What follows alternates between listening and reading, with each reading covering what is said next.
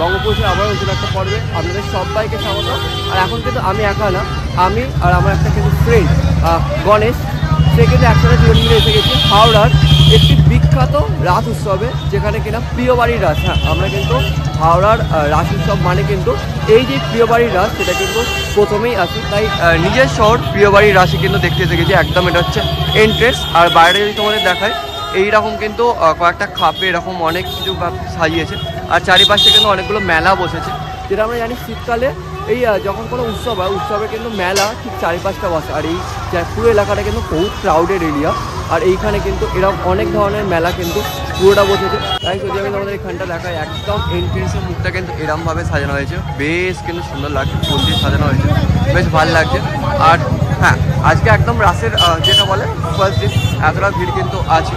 আর এই যে প্রিয়বাড়ি রাস কিন্তু বেশ সুন্দর হয় আর বেশ কিন্তু ফেমাস হয়। একদম ঢোকার মুখে কিন্তু এইখানে এরকম টাইপের কিন্তু একটা ব্যাপারটা দেখতে হবে, যেখানে কিন্তু এরকম সব জিনিসপত্র দিয়ে, মাটির জিনিসপত্র দিয়ে এই পুরো এলাকাটা সাইজ বেশ কিন্তু সুন্দর লাগছে এই পুরো জায়গা।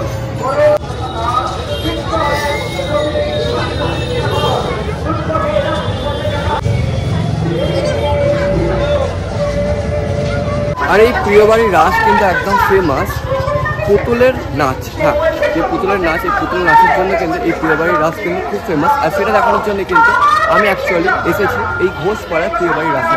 আর একদম ভেতরে এটা হচ্ছে পুরো প্রিয়বাড়ির যে অন্দরমহল, অন্দরমহলে কিন্তু আসার পর এইখানে অনেকগুলো কিন্তু আবারও খুব দেখতে পারবে।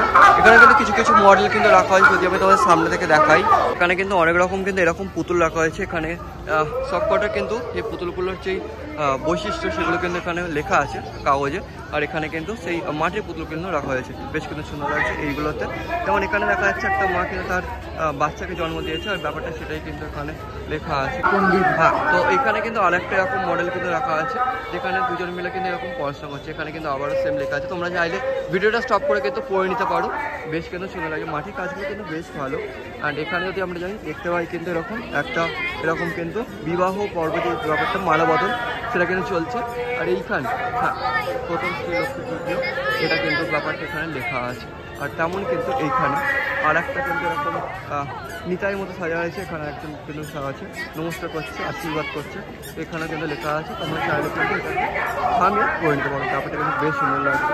আর তেমন যদি এখানেও যাই, এখানে কিন্তু একজন দেখছি এরকম রাজার মতো বসে আছে, একজন এখানে আছে, বেশ কিছু সুন্দর লাগছে। এখানেও সেম কিন্তু লেখা আছে।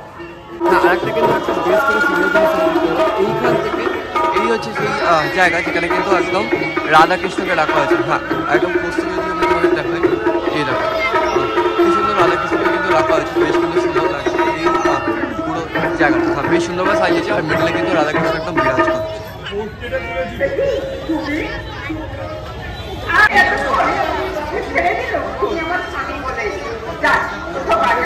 হ্যাঁ গাইস, তো এই হচ্ছে সে পুতুল নাচ, যেটার জন্য এই প্রিয়বাড়ির রাস কিন্তু খুব ফেমাস। আর সেই পুতুল নাচ কিন্তু এখন চলছে।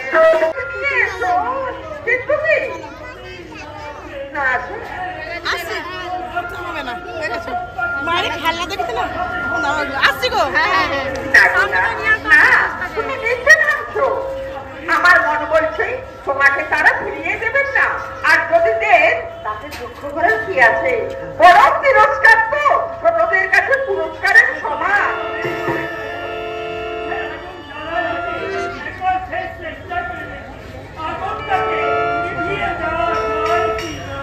আমার স্বামী যখন পাণ্ডবদের ফিরিয়ে আনতে গেলেন, এবার তারা নিশ্চয় ফিরে আসবেন। হ্যাঁ হ্যাঁ, তিনি ঠিকই বলেছেন। ধর্মরাজ এসে মহারাজের সামনে দাঁড়ালে এই যুদ্ধের অগ্নিস্ফুলিঙ্গ অঙ্কুরেই মিলিয়ে যাবে। এত শ্রেণীর পর তুমি মনে করা মরে না না না, তোমার দায়িত্বের শিক্ষা পঞ্চ পাণ্ডবের তত্ত্ব রাখলে তোমার দাঁড়িব অন্যায়।